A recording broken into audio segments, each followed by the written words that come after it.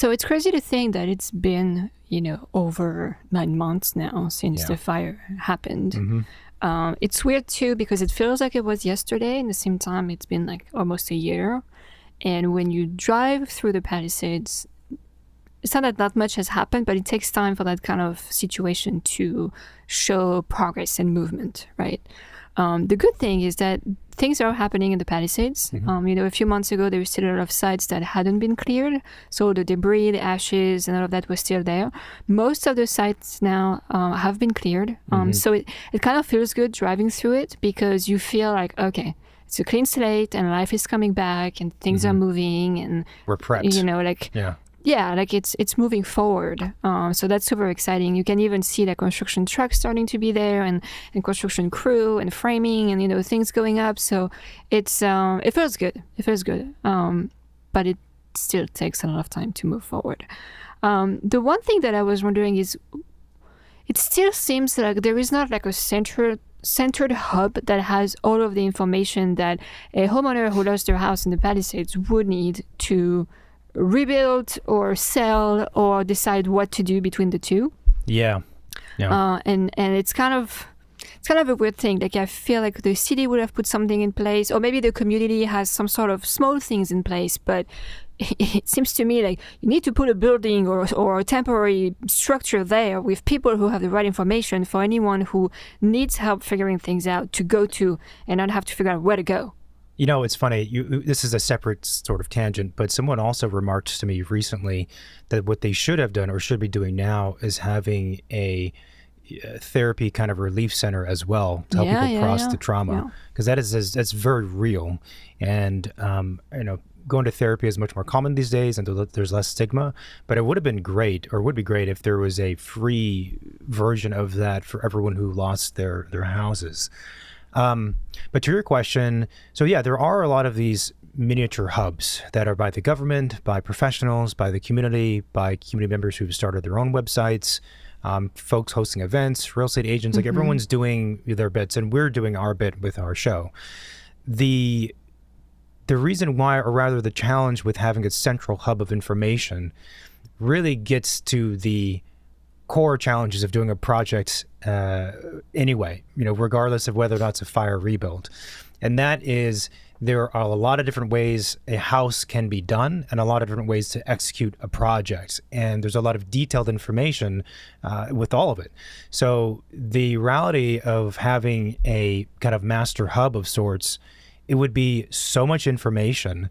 And also you'd have to somehow include a dozen or more different professionals who each do things differently, but are really qualified and know their information and what to do.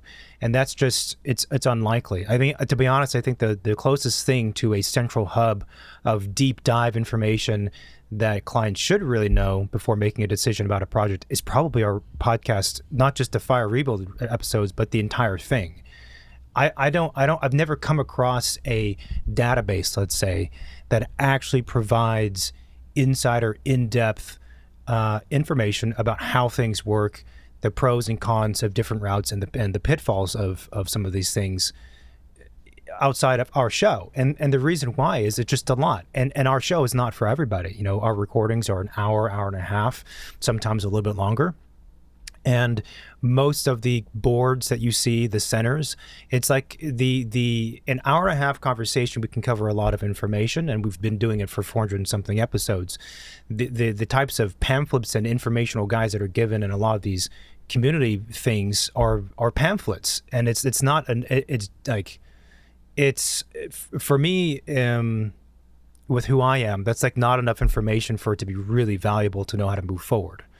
And I think that's the challenge, because again, if you're a client and you've never done any of this, and then you pick up a phone and you call 10 different contractors, you get 10 different prices, 10 different ways of doing things.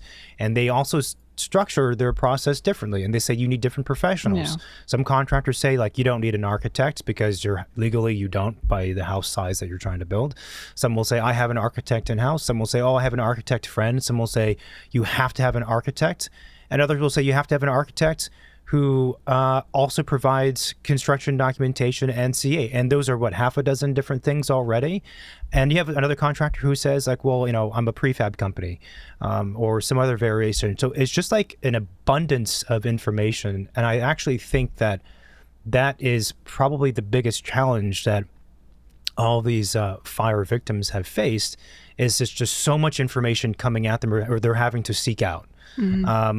Which is not like anyone's fault, but I think that's the reality, and we're just talking about the design and construction of the house. We're not talking about insurance, about, months ago, finding clothes, finding a place to live, like all of these things. It's, I can only imagine how overwhelming it would be. Yeah, no, and you actually have spent a lot of time on the phone with fire victims who were potentially looking to rebuild. I mean, you had, I don't know how many phone calls. Yeah. And I feel like you probably have heard kind of the same questions, or like you probably saw patterns from this conversation. Like, where are people's mind at? What are the things that they are asking you about, and all those things? Yeah, so yes, I've had a lot of phone calls. The phone calls I have with people tend to be on the longer side because, as you can tell from the podcast, I like to talk. And also talking about process and the details of things is I find it interesting. And I also personally think it's necessary for a client to understand before they make a decision. So in an odd way, I have, when I do onboarding calls with clients, or pre-onboarding calls, this initial cold call session, I more assume the role of an owner's rep than I do an architect who's trying to pitch our office to somebody. Mm-hmm. And that's because truly, and I think a lot of architects would agree with this, I don't want to engage in a relationship and embark on a project if it's not the right fit. Even if I like the person, they have a good budget, and a lot of the things are aligned in paper, but there's something else that makes it that we're not the right fit, or they don't want to work with us, they found someone else they prefer. They should 100% go with that other person. Because again, these projects last, 2-3 years or whatever it is. It's not worth it for anybody to start on something when it wasn't the right pairing.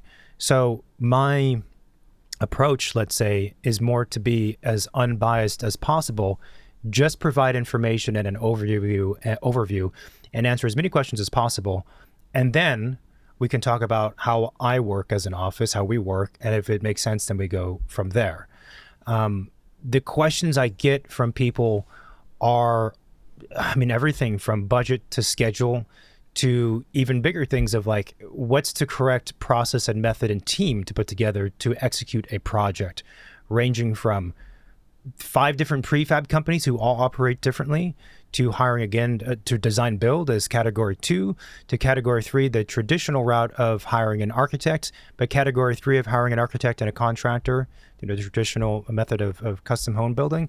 That splinters off into 4 different methods as well, depending on the architect you're hiring, the services they provide, the contractor, what they actually do, the quality. So the number of again, options is staggering. And I just try to do my best to explain at a high level the pros and cons of all of those things, based on, though, the parameters that the potential client has given me. So yes, I can speak up about those things broadly, but the reality of whether or not one of those 3 paths and what variation within those 3 paths makes sense for a person is hyper dependent on their situation. So it's always the big parameters of the scope, the budget, and the schedule. In this case, because of insurance reasons for a lot of people, the schedule and the budget are very critical and immovable parameters, right? So that predefines a lot of things. Now we throw into the other third factor, which is equally important, is the client's personality and expectations for what level of house they want to get. If a client says to me, I have a tight budget, tight schedule, like a lot of fire rebuilds, I'm less particular about the design. Like, I really need a residence to be in, so I'm not homeless. Then that changes things. If they say, I've always wanted to do a house. I love, in our case, I love modern design. I've always wanted something that's more specific to me. I do have a tight schedule and budget, but but this other thing's a priority for me. If we can't achieve a house that is unique and cool, then I'm just going to go, buy a house somewhere else and move on to the next chapter, so to speak. then that also outlined that rules out a bunch of options for them automatically. And so, going back to the subject, to the question of like the community hub information thing,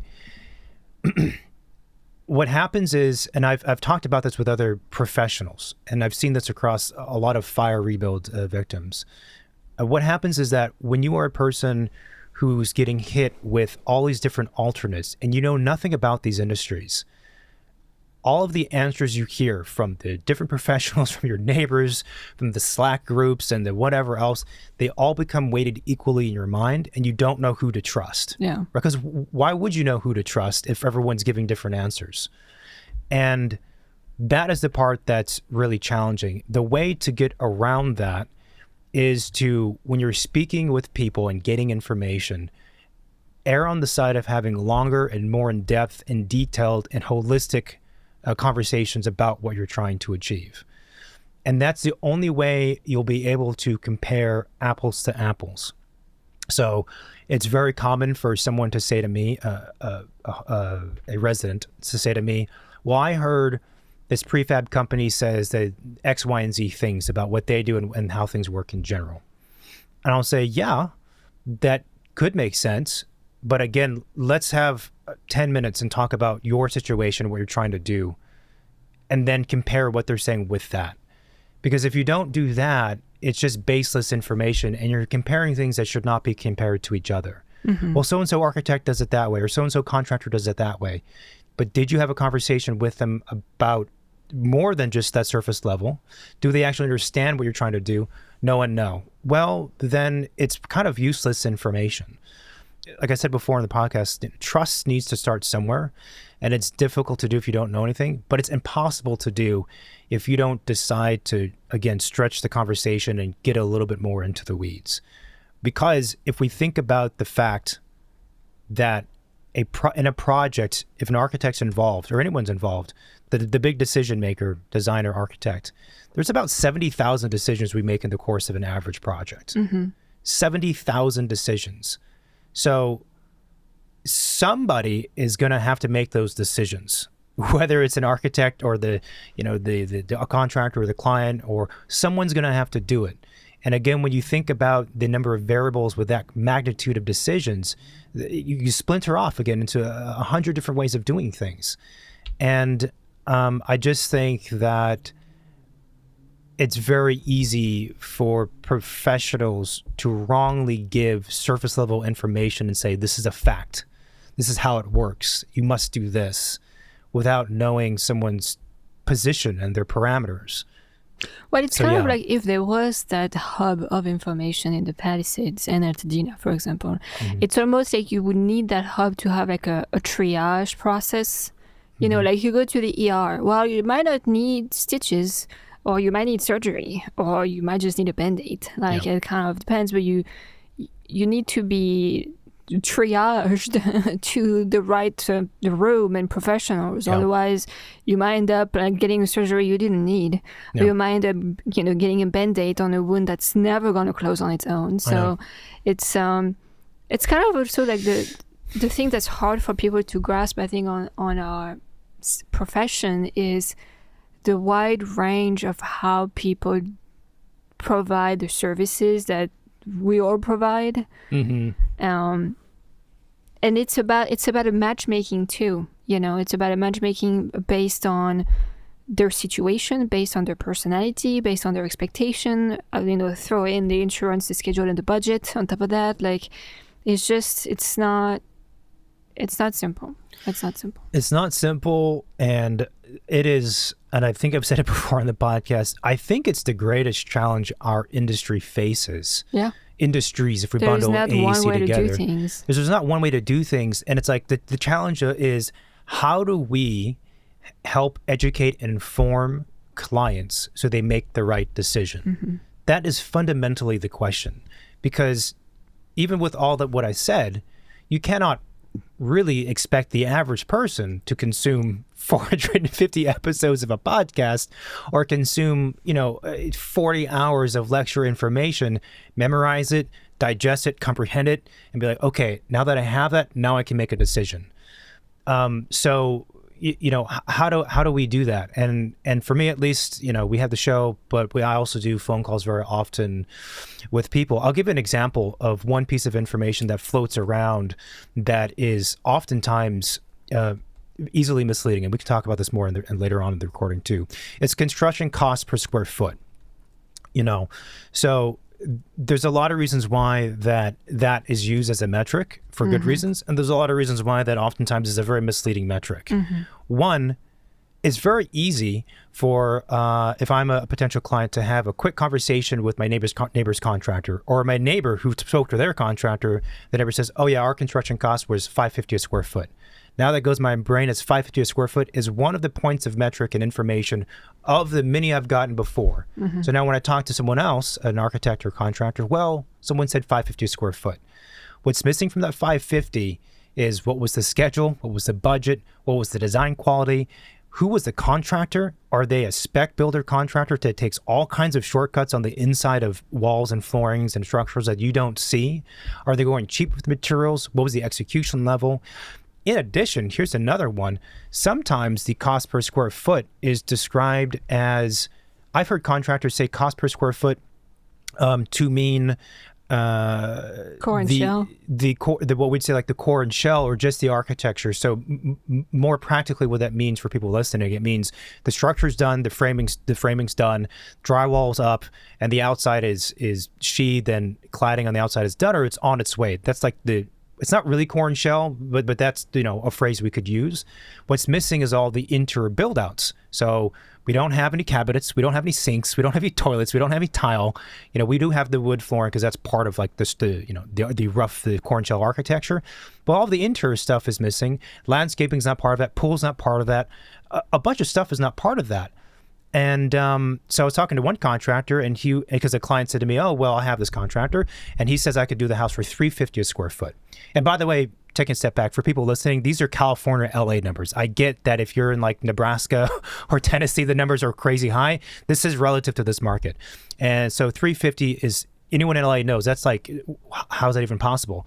So I said, okay. I said to the client, I'm very skeptical of that number for a high-end, or not high-end, like a luxury high-end house for $350. That makes no sense to me, like at all. Like you're a third, off, or you're 60% off rather. So I said, well, let me do this. Let me talk to your contractor. So I call the contractor, have a conversation. Again, go a little bit further and say, okay, the client mentioned something like $350 a square foot. Like, talk me through, how does that work? How do you work? And yeah, it was revealed that he meant core and shell, not including the interior build out, not including landscaping, not including the driveway, not including the pool, there's all that other stuff. I'm like, right, okay, that makes a lot more sense. It's still low, but it makes a lot more sense. So what's your like ballpark, generally speaking, for the houses you do, all inclusive for the house itself? Forget the landscape and pool, because that can vary. Oh, it's like 550, 600. Okay, well, that is more plausible. And then I go back to the client and say, yeah, by the way, this 350 you've been using, that's not accurate whatsoever. So again, a relatively quick example of the cost per square foot varies so much. And also, again, does that include all the other outside stuff I was describing? Sometimes it does and sometimes it doesn't. So I think as a client or a resident, you need to be very careful when you get tidbits of information that are easy to like memorize, because there's a story behind those. And you really should know what that story is if you're going to make a good decision. Because it is unfortunate that very often people will hire contractor, designer, architect based on that factoid and not know the rest. Yeah. There is also some updates from the city, like since the fire happened, the building planning department kind of went through maybe a few changes from what was originally said. Yeah. And this potentially changes drastically what you can submit. Yeah. And it sucks for people who submitted stuff right away, because they probably the rules have changed. Could have got more out of that project. Yeah. So the city has released a series of updates since January, and the good thing is that, broadly speaking, those updates and the new and the restrictions and the parameters for what you can do has loosened up. And so they've made the process and the filing process and the rebuilding process like easier and easier and easier. the other good thing is that we've gotten to a point now, it's now October, that the regulations of what you can and cannot do as a fire rebuild are much more solidified. So we don't know what the city is going to do, but I don't think they're going to more drastically change the parameters like they did in the past. So for the people who are starting now, it's a good thing because we pretty much know what we can do and the city's made it easier. To dive into some of the specifics though, so one of the big topics of conversation, of course, throughout the last 9 months has been how you rebuild and how you file that new project. Is it a like-for-like rebuild, which means that it's similar to what was there before, whatever that means, which we'll talk about? Or is it a new construction project which ignores completely what was there before and you're doing something like different? In the like-for-like method of filing and type of project, previously, it meant you could build 110% of the previous square footage. That was the thing everyone was talking about, as a percentage, additional 10% of the square footage. Now, the rules for like-to-like have nothing to do directly with a square footage limitation of the house. So I'm going to repeat that. The like-for-like parameters have nothing to do directly with the limitation of the total square footage of the house. The like-for-like parameters only specify a maximum allowable size of the footprint of the building and then the height. So it's the footprint and the height. So within that bubble, let's say, you can do whatever you want. And that's important because mostly if you had a two-story house previously. So let's imagine there was previously a two-story house. The ground level was, just to keep math simple, 1,000 square feet. Okay. And the second level was 500 square feet. So a 1,500 square foot house in total. Before, in the old rules, you can only add 150 square feet to that, right? 110% of 1,500 is 1,650. And we maxed out at that. The new rule set is the footprint, which is 1,000 square feet. Let's just keep it simple because the first floor was 1,000 square feet, can be an extra 10%. So now we're at 1,100 square feet. And that's where you're limited at the footprint and you're limited at the previous height. The previous height was dictated by the second level. And that creates a height datum, a line that goes across the entire site. So what it means is that you could now build in the like-for-like definition 1,100 square feet at the ground level and 1,100 square feet on the upper level, right?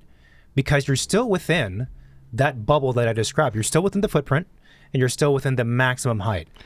Yeah, the only caveat with that is that you still have to comply to your maximum residential floor area, so known as RFA. Yep. And that is what's going to limit how much square footage you can build. Absolutely. So the way that the code works generally, and this is why it gets confusing, is that there are segments and pieces of the code that say, okay, you're allowed to do this per this chapter.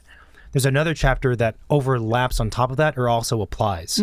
So the like-for-like parameters, this 110% of footprint and height, does not mean that all other parameters regarding height and area and everything else and lot coverage don't apply. They still get layered on top of that. So, and then sometimes you also have another thin layer, which is the HOA, which might also have, its limitations. So the thing that's gonna basically drive what you can do is whichever is the most stringent on the restriction. The most is stringent. What you're gonna have to follow. The reason why I emphasize this footprint definition and the like for like is because this has been the case for a couple months now, I believe. I've lost track of time. But even now, when I talk to clients and I talk to some professionals, some architects, they're still operating under the old definition that the like for like means a limitation on the actual total square footage of the house. And it's simply not true.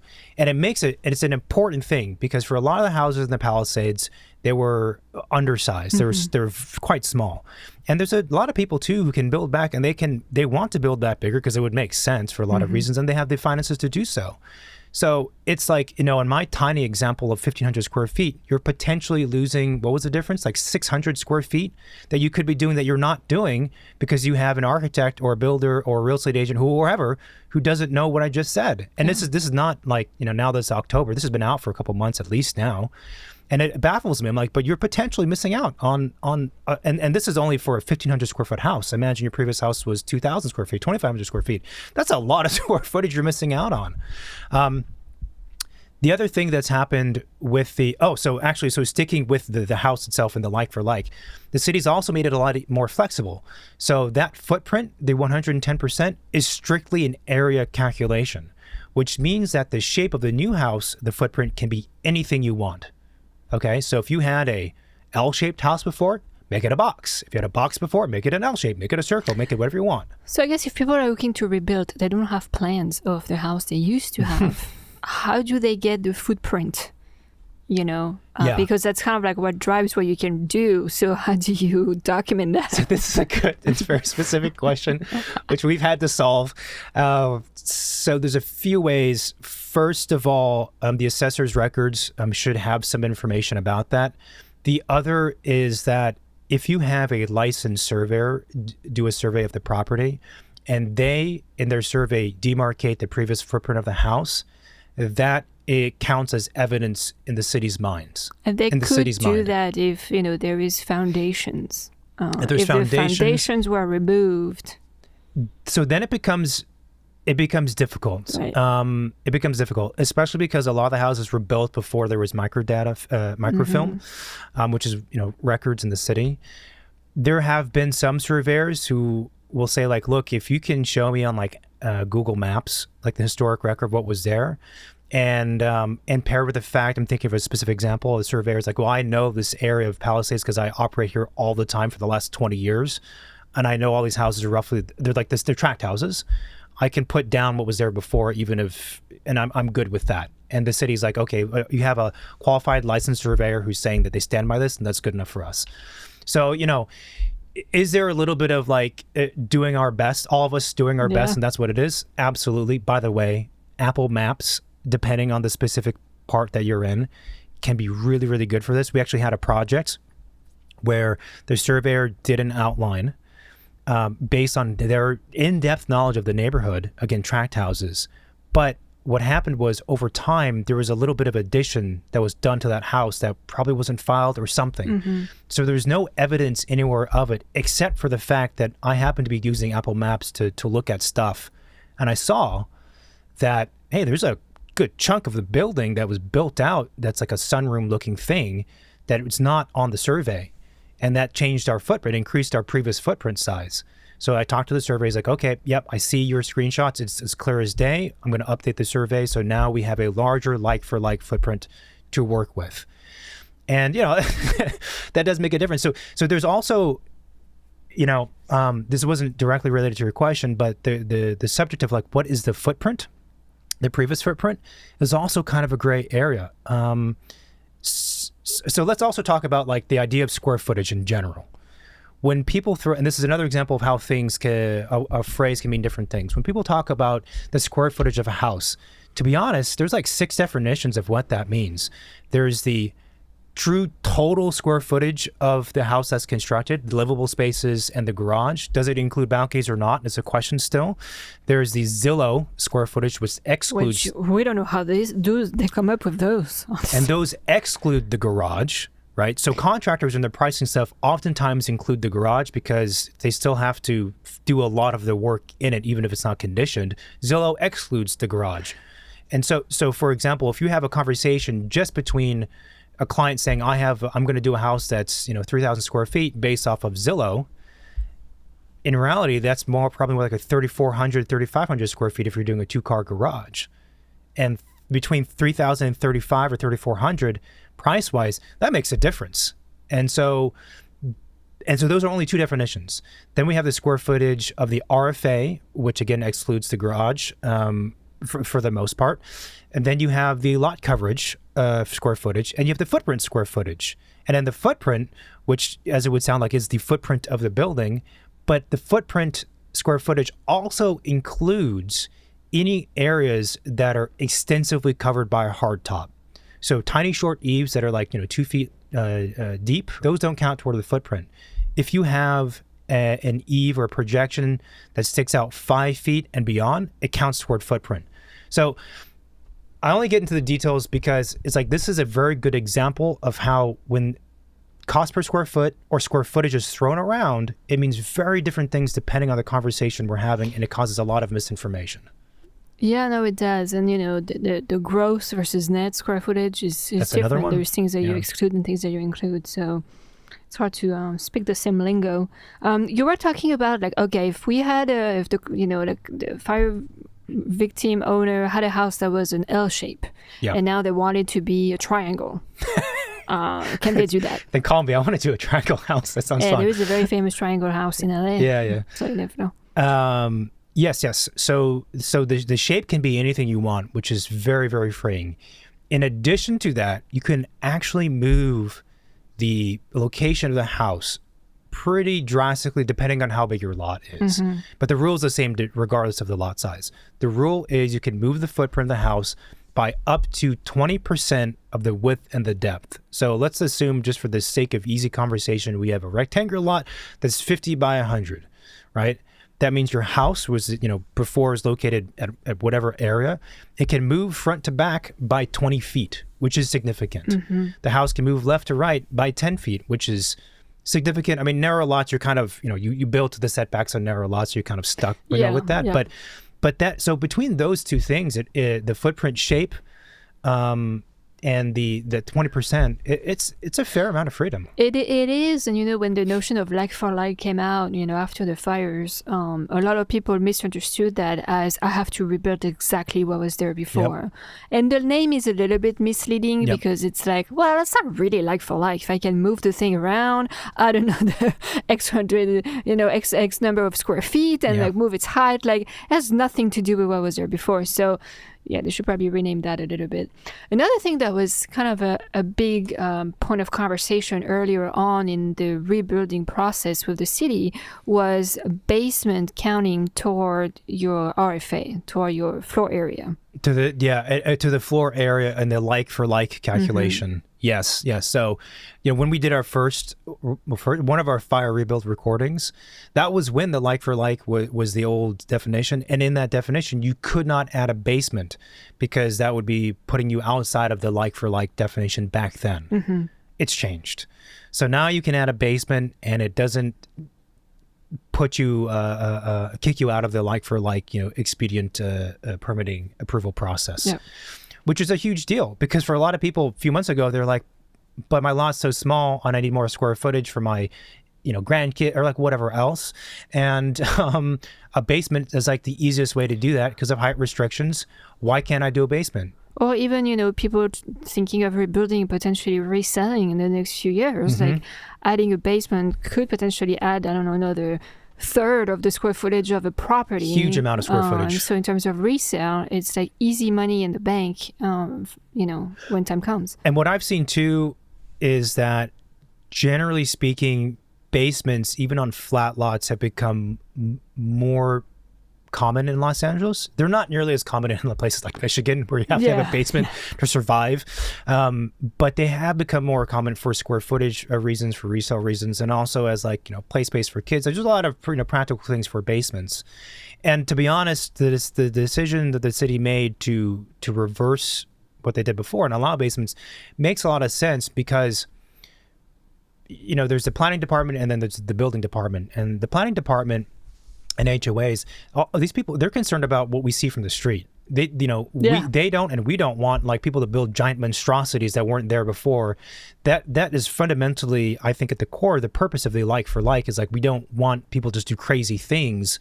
But a basement has no impact on anybody. You don't see it. So it really should, what they're doing now should have been the case from the very, very beginning. Yeah. That being said, though, so if you increase the square footage of your house in a fire rebuild project, one thing you have to be mindful of is the tax implication of that. Yes. And we're not tax experts, so you have to kind of do your due diligence research on that topic. Yeah. So the deal is, if you are in a non-coastal zone, and you're debating between like for like and a new construction, and we're telling you these things. And also, by the way, the permitting approvals timeline difference between like for like and new construction in a non-coastal area It's basically identical. So then the question becomes like, well, then why would I not just do new construction? And it's exactly as you said, is that you would be, so I've spoken with a lot of people about this who are also not like tax attorneys, but they're residents, and there's people who've done their own research. And my understanding is that when you exceed, the previous square footage, you get taxed differently. So if you're doing a like-for-like rebuild, the first 100% of the square footage you build back gets taxed the same as before. So it doesn't change. The additional 10% you're doing gets taxed at from what I understand, a higher rate, but not the rate of like a new construction project. When you go beyond that and your new construction, the property gets reassessed and now you're taxed much higher.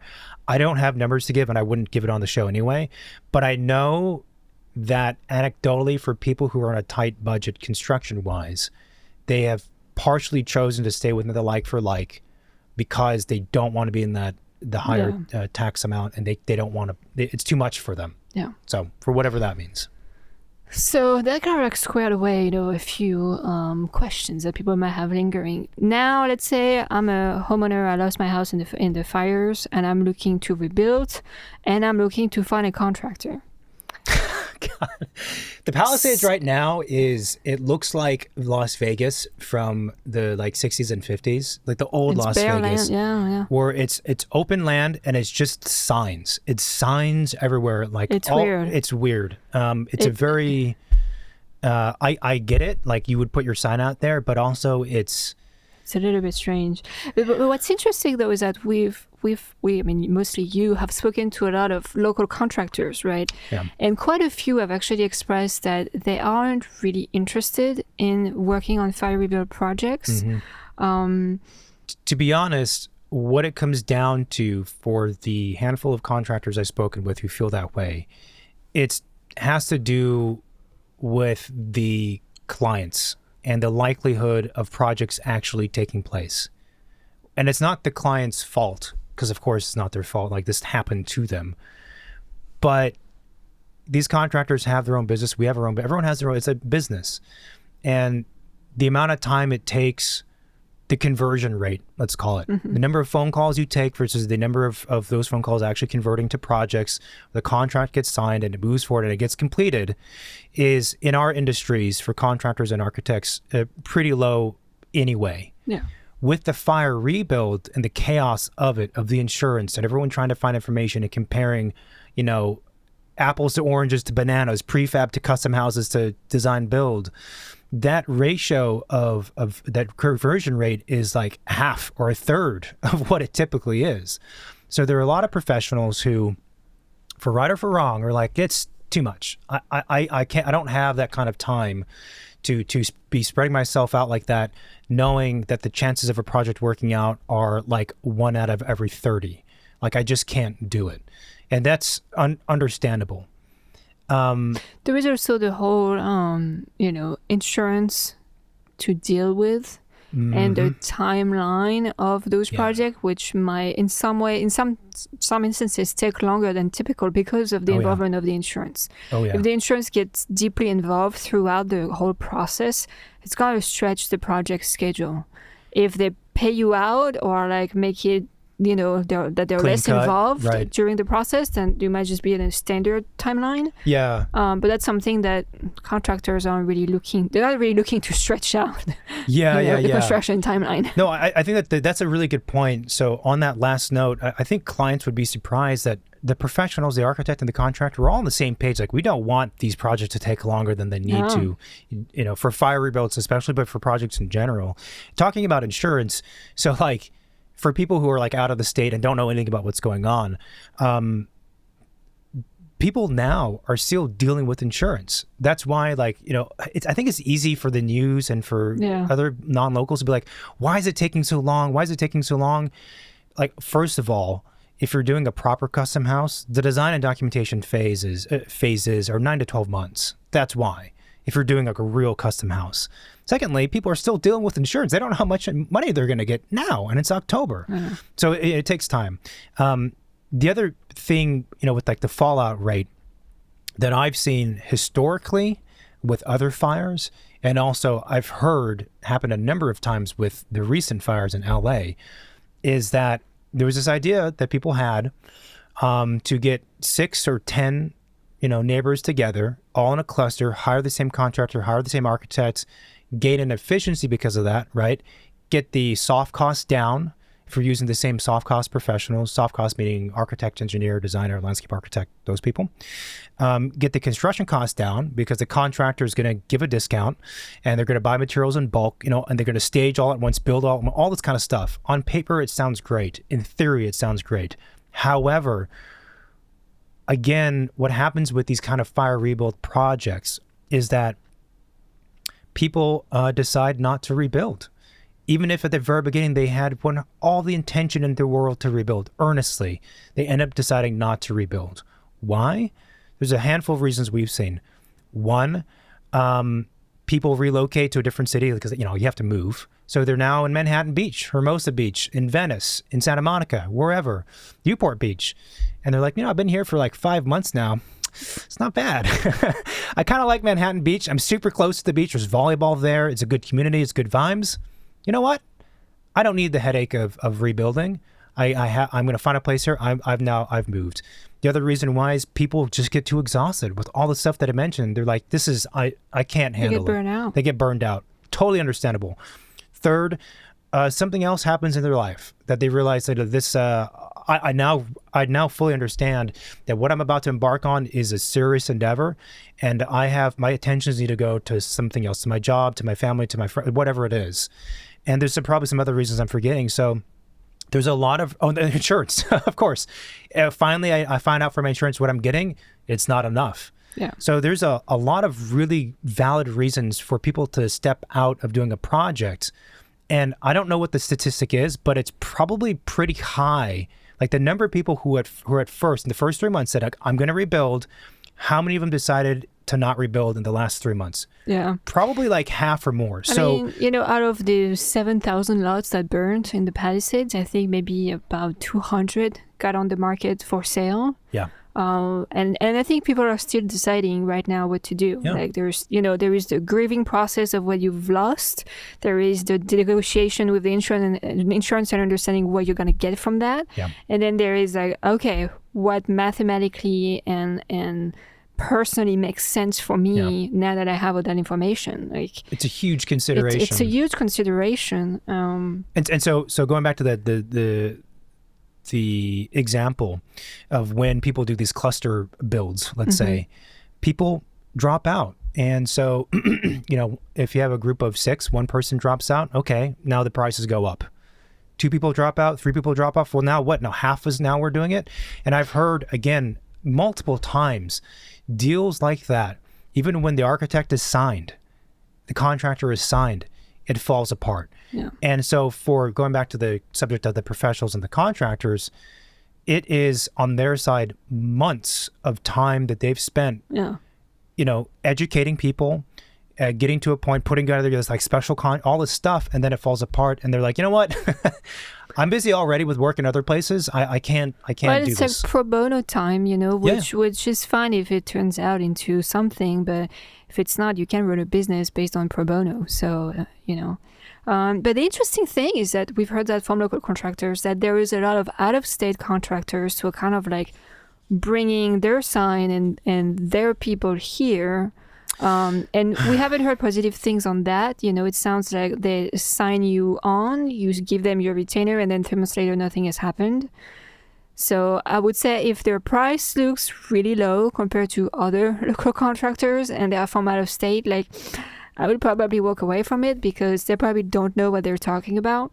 I also think that, it kind of makes sense to use a builder from a place that's at least in the same state, so they know like the state, building code, regulation, how to work out inspections and all of that. They don't need to be exactly in the neighborhood that, you're building in, but at least like in the same state would be the bare minimum to me. It's an interesting thing because I think when we look back on all of this, 10 years from now, the fire rebuild process will serve as a case study as an extreme example of what typically takes place in a normal project anyway. Yeah. And what I'm thinking about specifically is the amount of second guessing, questioning, and getting, again, a bunch of different information that clients, that process they go through. And now that the pressure is so intense and the constraints are so tight, and there is this, all this stuff in the news and on social media and on again, the WhatsApp channels, that it's like really opened the doors. And so it's very tempting for someone to go with an out-of-state contractor. I'm not disparaging all out-of-state contractors or professionals at all, but go with someone like that because their numbers are good.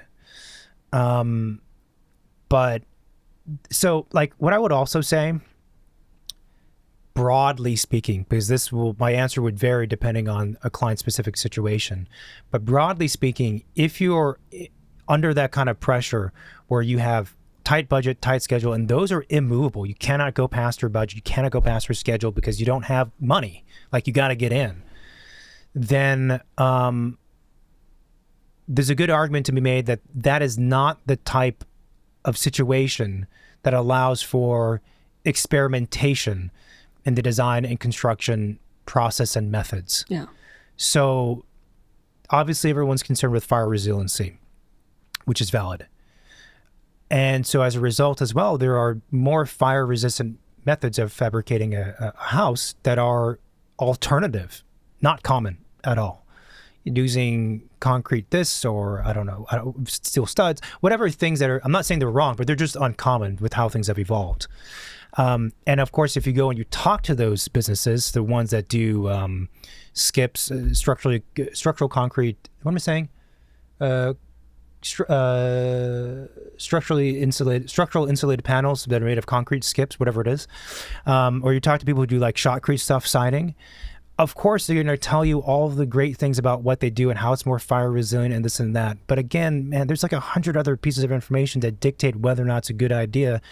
And those things oftentimes cost more money, and they might be faster in one regard, but they're going to cause slowness in 10 other ways. Yeah. And it's not common. It's not really been done before by these professionals, other professionals you have to engage with. So, you know, again, it's hard to say without knowing someone's specific situation, but I'm generally hesitant to strongly recommend using one of these more alternative methods of fabrication unless you have the entire team has done it like a bunch of times before. Well, if you're on a tight budget and schedule, it's not really good ingredients for an experimental recipe, you know? No, and the thing too, the other variable with that is, I would say if you're the type of person where design is very low on your priority list and you intend on using one of these other methods and you're hiring a team that only does that, then that's on paper, you know, I think more likely to work out. If you care about design a lot, highly unlikely, because the people who specialize in those types of methods of fabrication, that is their passion, that is their jam. It's not design. It's this technical thing, which is totally fine. But if you try to take what they do and then pair it with the average high-level architect, they've not done that before. So now you're experimenting. Yeah. And that's where it becomes a problem.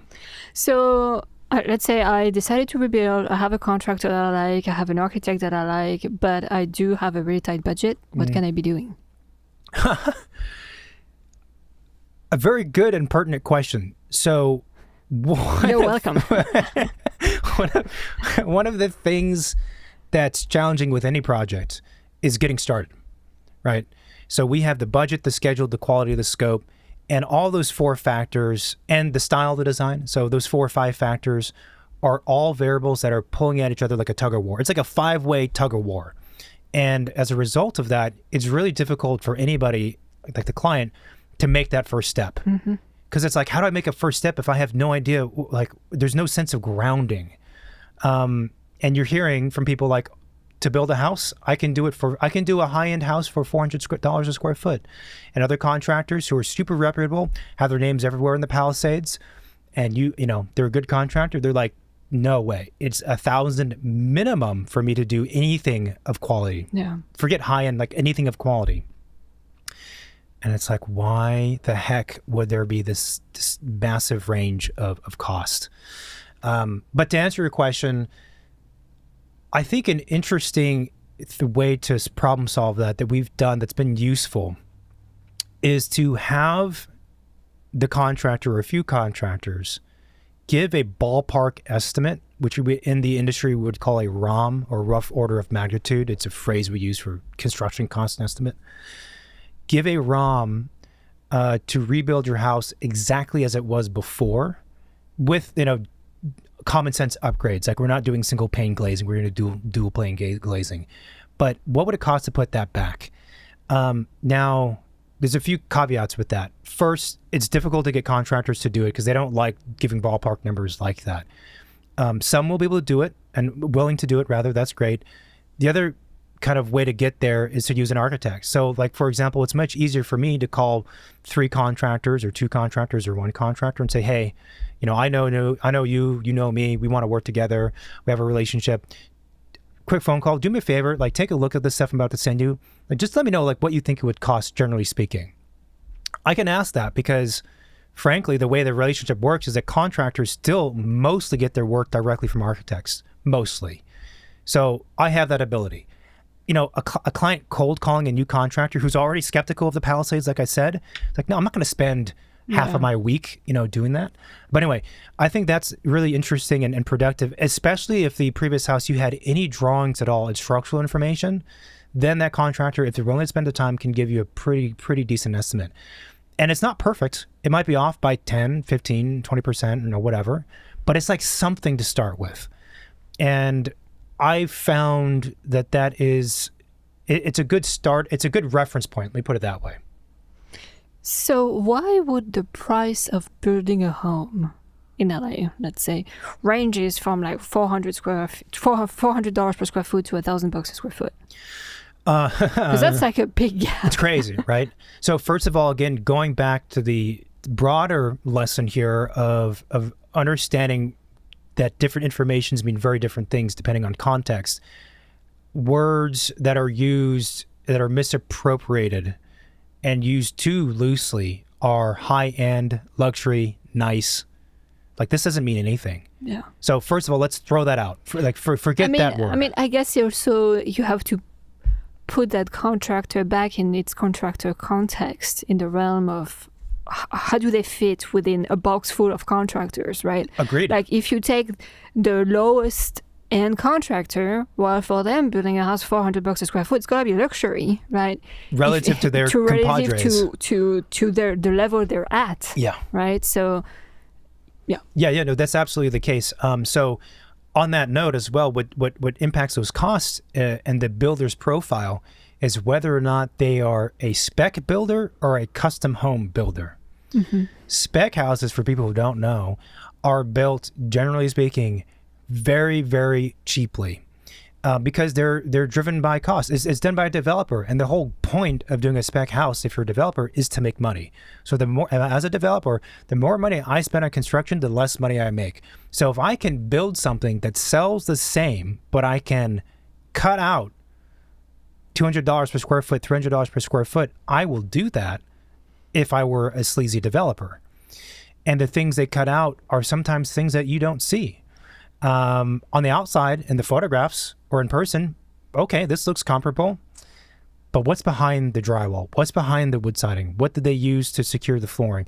All of these things. How's the framing like? All the waterproofing, all the hundreds of things. Yeah. Oftentimes it's the things you don't see necessarily, but that's the thing that you should care the most, because cause the biggest problems. That's what's gonna make the house, last or not last over time. And it is unfortunately very common for people to buy a spec house, enter a lawsuit afterwards with the previous owner or the developer, and say, I bought this thing. Why am I having all of these core issues? We saw it on the remodel project we worked on, where the house had been like freshly remodeled for the sale. And as we opened up the floor, we realized that the heated floor system was just hose literally thrown between the joist. And the whole team on site was like baffled, like, like who did that? Like obviously someone who does not care about what they're building, and that's just terrible. But then again, like on the pamphlet, but right? you know, Radiant the floor real heating. estate photos, you can't see any of that. It looks, you know, $1 million. So I'm not saying that all spec builders are bad, because there are some really good ones for of sure. course. But on paper, I don't know somebody, you know, without their profile. So if I have a client who's like, I want to do a custom house. I'm particular about stuff. I want something nice. I have a contractor who says I can do it for $500 a square foot. Okay, let me talk to that contractor. And I'm pretty smart in navigating a conversation in that I don't disclose what I'm trying to seek. How's it going? How do you work? So do you mostly do this and that? Where do you work and whatever? And then I learned, okay, you mostly do spec builds, and you're selling and you're flipping them. And you don't even have an architect you ever work with.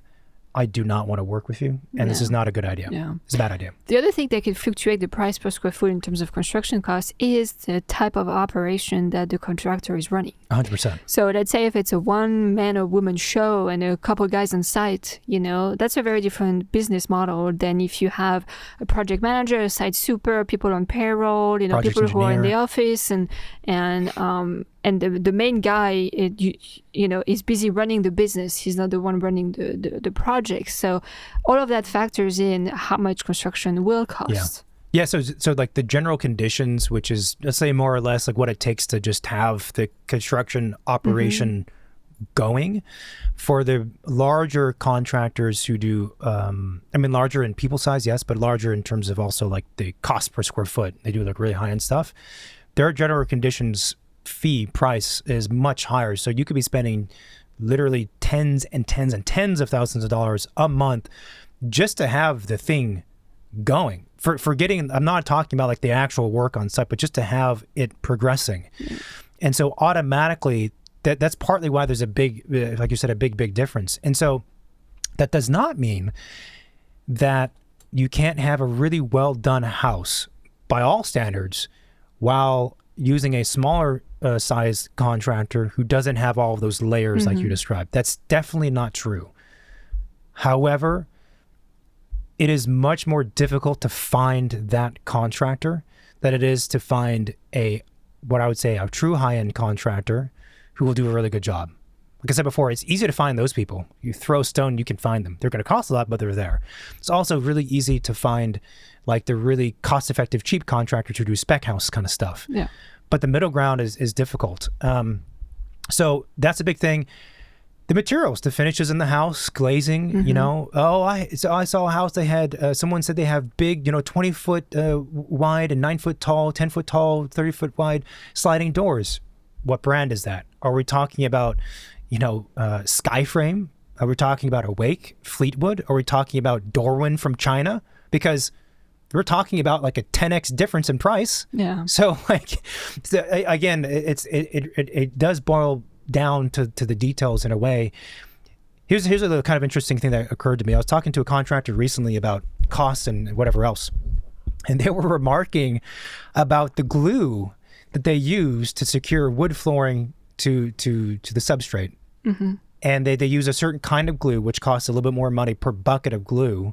It was like $30 or $40 more, because it's healthier. It has less VOCs. It's less toxic. And I think that's great for health reasons, obviously, but also it's a really good example of the complexity of a house. There are hundreds or thousands of not just ways of doing things, but components in a house. And the glue is one of them, right? So if you add up the difference in the cost of glue over the cost of a 6,000 square foot house, that's like not a lot, but it's something. You add that up over the course of 1,000 components. That's why you get things that on paper or in conversation, they sound like they're apples to apples, but they're not apples to apples. Right, so circling back to my question. Yes. What do I do if I'm ready to rebuild, but I have a really tight budget? Oh, yeah. So getting an estimate based on the previous house is super helpful to make it more realistic. The other thing that we do is, again, the budget that makes sense for you is based on many, many parameters. But getting reference images from a client for what they like, generally speaking, for like alignment reasons, but also reference images of what they are expecting at the end as an outcome, quality-wise. I'm hesitant to engage with clients who are like, I want this exact thing, because that's not It's not what we do. Yeah. It's not of interest to me. But for the purposes of like the quality of the house, the amount of materials, the amount of glazing, those kinds of conversations, reference images are valid. And again, a lot of professionals are very hesitant to have these high-level guesstimate conversations because, of course, if they say something and then it ends up being wrong, the client comes back and blames them. I get it. But to be honest, to be self-critical about the industry, clients don't know anything. We have to start somewhere. So I do like using reference images for that point, because if someone says I have $400 a square foot, but they're looking at projects that are, I can easily ballpark and guess this is like a $2,000 per square foot project, I'm going to be like, there's no way your expectations are going to be met. So I think that's just another small but important thing that you can do to help just get closer to a realistic number. Then, of course, the truth is, there's a limit to all of these things that you hit. There's a ceiling to it very quickly, this kind of a guesstimate conversation. At some point, you have to have somebody, an architect, just put pen to paper. Start drawing some stuff. And right after that, if they have, with the way that we work at least, we have good relationship with builders, talk to a builder, say, okay, based on what I do have some drawings for you. I have some allowances. I have some material placeholders. I have dimensions. Give me a ROM. And that's like the very first more real thing that is easier to attain for a client compared to the other two things, because that's becoming a more standard way of practicing. And everyone, including the contractor in particular, is more comfortable with that because it's like, it's based on actual drawings an architect has done. And I'm talking about, in our case, we do that as fast as possible, as early as possible. So for us these days, it's literally after the very first design meeting. If we have something that's roughly works in terms of program and square footage and general gesture stuff, that's enough to start a conversation right then and there, budget-wise. The other thing that a lot of people have been mentioning, people who are looking to rebuild, is using prefab companies. And the word prefab is kind of one of those words like, high-end luxury that's been thrown around interchangeably to mean 100 different things. Yeah, so prefab. I think prefab is a really, really good idea. And recently I've done a very deep dive into prefab, and hopefully in a few years from now, we'll have some really exciting announcements about all of that, that space. But for now, it's R&D for myself. And so my point is, as I know a bit about prefab, it is one of the words that's thrown around too easily. Look, prefab means things on different scales. True prefab in the fullest degree means that the vast majority, like 90% of the house, is prefabricated and it's just brought on site. And that could be like the entire miniature ADU thing is like just dropped onto the foundation. That's like one version. Or the house is broken down into smaller but still really big components, cassettes, panels, modules, and those all come in pieces and put on site and then just kind of like tilted up and fastened together. And then you go further and further down to breaking apart the house even more.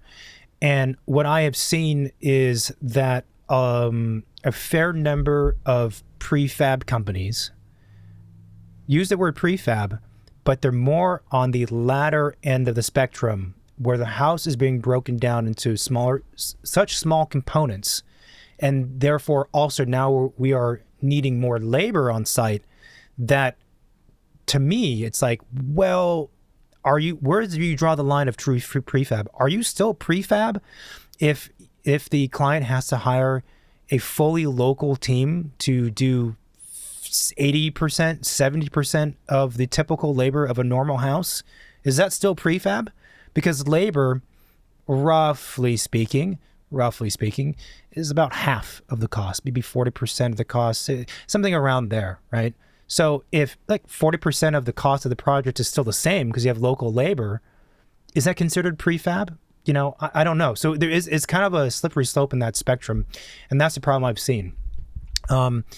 It's the even getting more specific, the aspect of a house that's the easiest to have it be prefabricated and is almost always prefabricated by all of these quote prefab companies is the structure, the framing of it, right?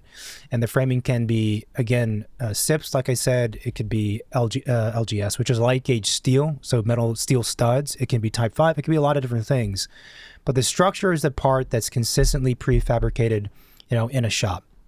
And I've spoken with people who do that, and they sell that as a company or as a prefab company or whatever. And again, it's like going to the specialist, like I mentioned before, the shotcrete concrete guys.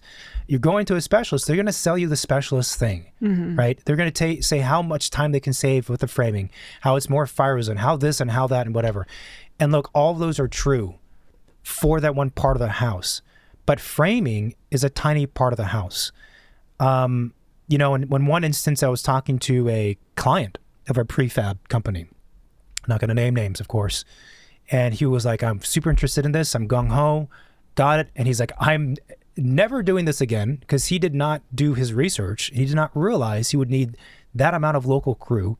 He did not realize that a bunch of other stuff in the house was not prefabricated. Yeah. So, we were talking about before the core and the shell, the foundation, the framing, the drywall, the skinning, and then the build-out stuff. Well, foundations cannot be prefabricated. Foundations are done on site. So let's say the framing is prefabricated. You have to tilt up cassettes. So framing time goes down by 50%. Cool. Drywall has to be done on site, because you cut drywall on site for the most part. All the interior build-outs in the example I'm thinking of, that was all done. So like when you boil it down in that particular example, the prefabricated part was like 10% of the project. Yeah, which like every bit matters in terms of schedule and budget, but at some point it's also sometimes adding more time to the schedule, working with those prefabricated kind of like special items, because if you've never worked with them, the contractor has to get familiar with how that system gets put in place, when it needs to get put in place in the sequence of construction. Yeah. The architect needs to understand like how does it work, so everything else around it could work with it, and that just adds up time. The challenge is that for the most part, there are these two distinct separate camps. There's prefab and then there's not prefab. And again, if you're a client and you can choose one of those camps and you're set on that, that's great. So if you choose prefab and you're like, yeah, design, again, I'm good with having design that's close enough. I'm not going to tamper with it. I'm good with whatever other things that limitations, then it's fine. But it's when people try to like bridge the gap to try and get the savings of that, but the quality of that, it doesn't work. Yeah. The same thing applies to design build and on, design build on one side and traditional on the other with an architect. I'm going to use design build for cost savings, but hire my own architect and have them work together. It doesn't work. Different business models. The information is different. The business models, everything's different. So I think prefab is a phenomenal idea. There's some companies that are decent, some companies that are horrible quality. And the thing too is interesting is the true prefab companies that are actual prefab, not like the sketchy thing I described. The ones that do decent design, right? They do good. All things considered, it's good design. They pencil out to not being a whole lot cheaper than a custom house. I think it saves on time because everything happens in basically a giant warehouse. Yeah. So everything's really clean, really organized, and it's kind of like factory chain work. Yeah, in absolutely. some ways, right? Yeah. Like you don't have a crew that's being split across like 5 different sites and the schedule and waiting for materials and stuff. It's like everything's there. It's just an assembly chain and a kit apart, right? Yeah. I think the schedule is probably the most advantageous thing by doing prefab. Provided you're not going to tamper with it, though. Provided you're picking what's in the catalog and that's it. That's like it. You're not doing trying to make it a somewhat custom thing. Yeah. Yeah, no, it's totally true. It's just the complexity of houses makes it difficult for these alternate methods of like truly collaborating, I feel. But I also wonder like the prefab in terms of resale value. Like once the house is brought to the site, wrapped up, touched up and everything, and move-in ready, can you tell that this house was built off-site? Can you tell it's prefab? Some of them are pretty good. I mean, look, my biggest concern with prefab is design quality.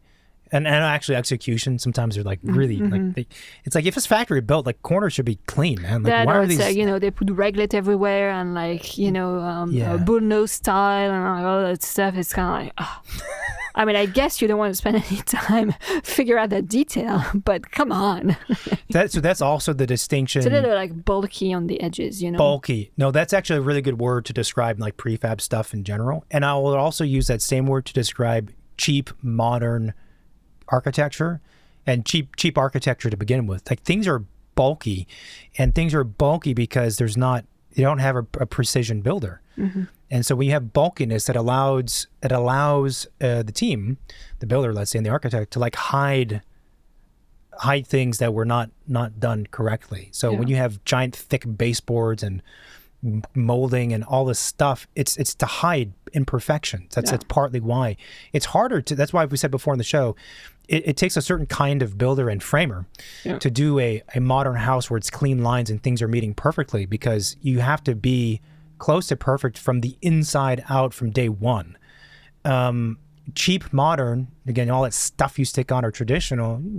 Doesn't matter, man, because we have all these things to hide. Any closing remarks? Just that, we'll probably do another one of these recordings, I guess, in the future. 6 months. Obviously, we're always open doors for people who have questions about any of these things. It's worthwhile doing your due diligence up front as a client, I think. It's also, I would say, and this is somewhat contradictory, if you are a client, be mindful of the fact that for the last 9 months, you have probably been exposed to too much information. Yeah. And I say that because what happens for anybody when you're exposed to too much information about something you don't know, you inherently start to not trust anything, which is totally understandable, especially given the fact that insurance companies are just like evil people, apparently, and they just don't care, that your level of trust just goes down. And I don't have an answer to this, but I think at some point, if you're doing a project with somebody and you're committed to them, you kind of have to like breathe and say, okay, I have to trust who I've hired. Because if you continue the mindset of constantly being in fear and mistrusting people, even if it's based on reasons that were out of your control, like the fires, you're in for a bumpy ride. And the reality too is, we've outlined on here in a lot of different ways how things are done differently. And we've also talked about how some of them don't make sense. But the truth is, when it comes to, for builders, but especially the architects, more the creative side of things, different architects and different designers practice differently. And at some level, tier of professionals, it's not right or wrong. It's just a different way of working. And so in the beginning, when you're trying to decide what to do, these big decision lanes of, prefab, design, builder, typical, and what contractor and whatever else, those are big decisions and categorically different. And you can compare them. You should be comparing them and thinking about them, the matrix of information. But once you get going, at some point, it's not healthy or productive to constantly be thinking about alternatives, because at some level, again, like I just said, there's just different ways of doing things. Yeah. So it's a tricky process. Again, any questions though, reach out. I don't have anything else. Want to give us an outro? Me neither. Thank you very much for watching and listening to this episode. If you like what we do, please review us on Apple Podcasts and Spotify and YouTube and everywhere else you can find the show. You can find us on social media, Instagram, Second Studio Pod. We have the website, secondstudiopod.com, where all of the episodes are listed. There is more in that series. If you go to the Project Companion tab, you see a whole series to kind of help you navigate the whole process of working on projects and with architects and consultants. And if you have any questions, any feedbacks, you can contact us with the hotline 213-222-6950. If you call, it goes to voicemail, and if you text, it goes to David's phone. So but I don't pick it up. It goes straight to voicemail or text. I think it does, at least. That sounds good. And our office out there, which is Fame Architecture and Design. I think Fame Architects is our website, and Fame_Architects is our Instagram handle. So reach out. Appreciate you guys listening, and more to come. Thanks. Bye. Bye-bye.